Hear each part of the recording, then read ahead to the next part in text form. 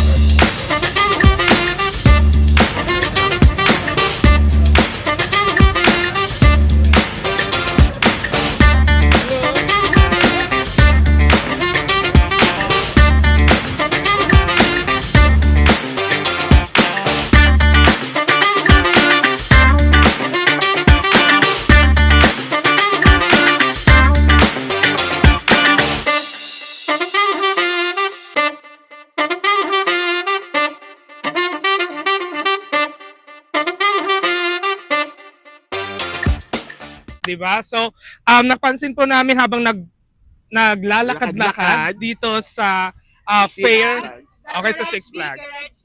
Oh, so ano bang nakikita dito at nangyayari? What is happening here? Pag pupunta ka dito, makakita ka ng maraming garage sales, may mga good finds, Yeah. iba't iba yung mga makikita mo dito. May mga house things, house furnitures, anything that yun. Pero ito yung talaga yung pumukaw sa amin. Siyempre, nandito kami sa Abby's Best! These are Yes. some of the Filipino foods and American food na tinitinda nila. Yes. And nandito ang owner. Yes, Yeah. owner ng Abby's Best. Yeah. Thank you so much, And guys. this is Tita Abby.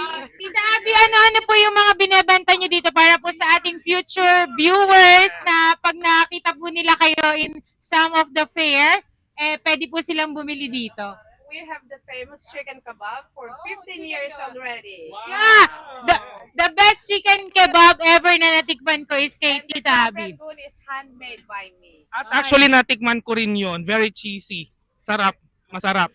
At And my son with these all sandwiches All here. sandwiches and French fries. Because I can't compete with Asian food, so I gotta go American. Yeah. Pwede na kayong hindi bumili sa mga mall, kay Vixen na lang kayo.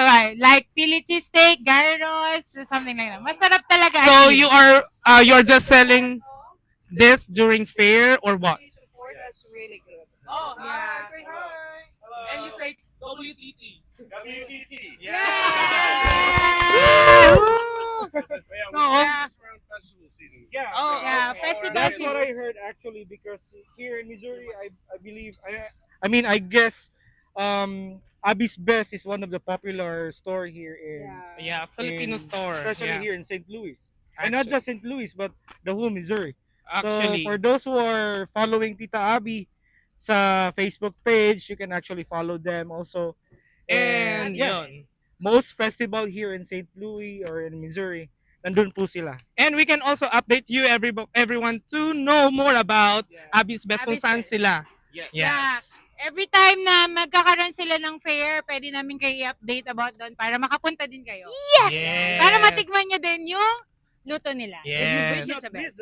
Yeah. Yeah. Definitely, if you are in a fair, you should not miss this. Yeah. You should try this, di ba? So, isang ka-hi WTT nga po dyan. Hi! Hi, WTT!